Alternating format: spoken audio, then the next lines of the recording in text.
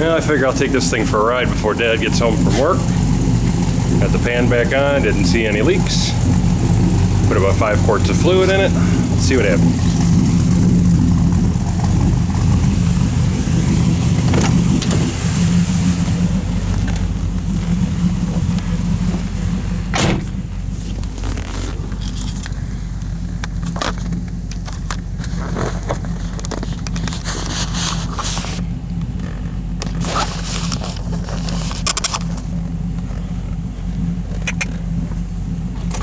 Going for a drive. I don't want to beat on this thing. Mom and Dad live in like a rich yuppie neighborhood. Not by choice, but that's what it turned into. Alright, so I got drive, reverse. Just want to go through the gears, make sure all the fluid goes through all the proper channels. 2, 3. There's drive.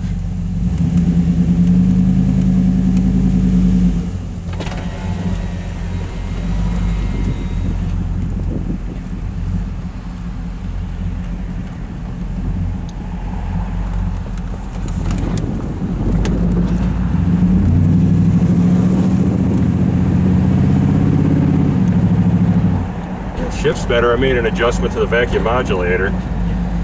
Basically what I did was I loosened it one turn. Loosening the vacuum modulator gives you some adjustment in terms of your shift timing. Yeah, it shifts really nice now. Before it would shift real short and hard.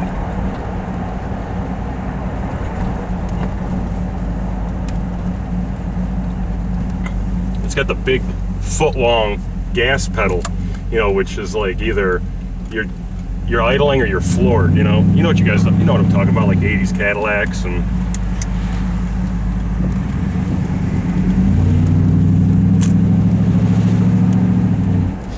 look at these people, these yuppies can't drive.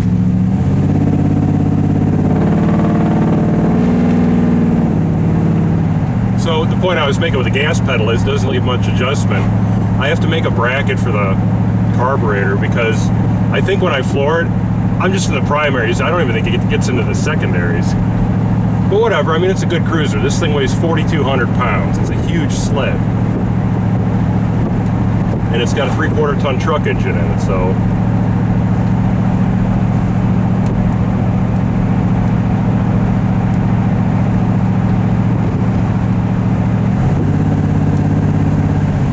If I wanted this thing to be balls to the wall fast, I would have had to put a set of 373s in the back and about a 3500 stall converter. My dad's like, at one point was like 6'8" or 6'10" or something. So of course he has his mirrors all gramped up all over the place. I can't see jack diddly. What's today, Friday? Yeah, school's in session.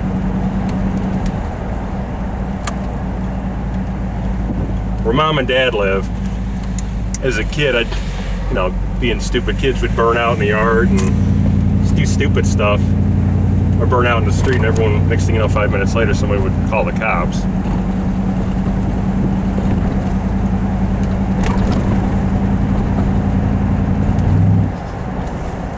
But I just wanted to get this thing warmed up and check for leaks.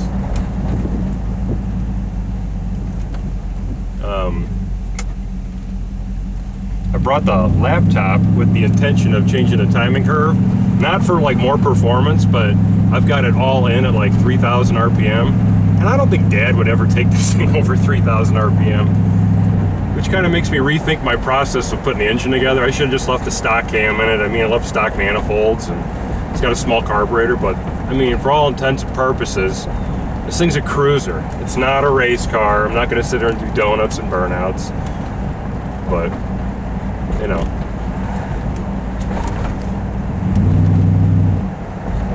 It sounds good.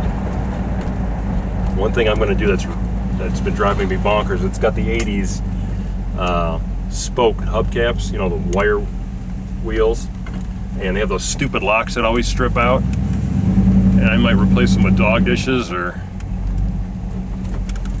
I don't know. I got so spoiled with my 2019 Silverado using that stupid backup camera, I forgot I got to use mirrors. Technology is such an awful double-edged sword.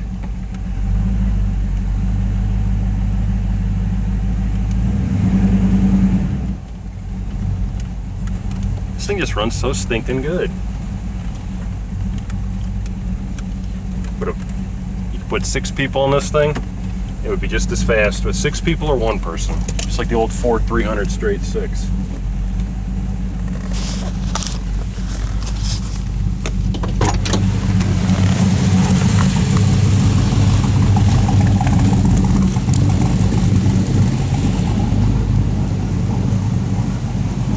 This garage has seen many engine swaps. That's where I did the first Cutlass engine swap, the 403, back in 2003.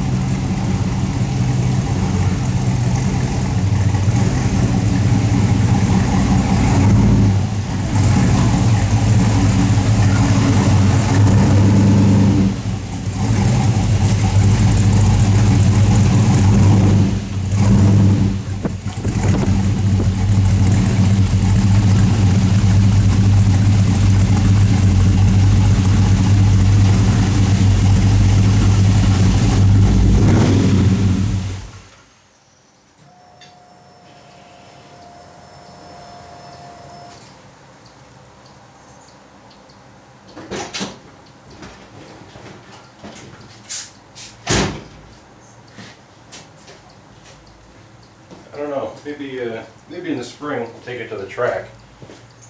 Watch it run like a 16 flat or something, you know, because of its weight and its wonderful 273 rear gear. Alright, now to see if this stinking Turbo 350 leaks.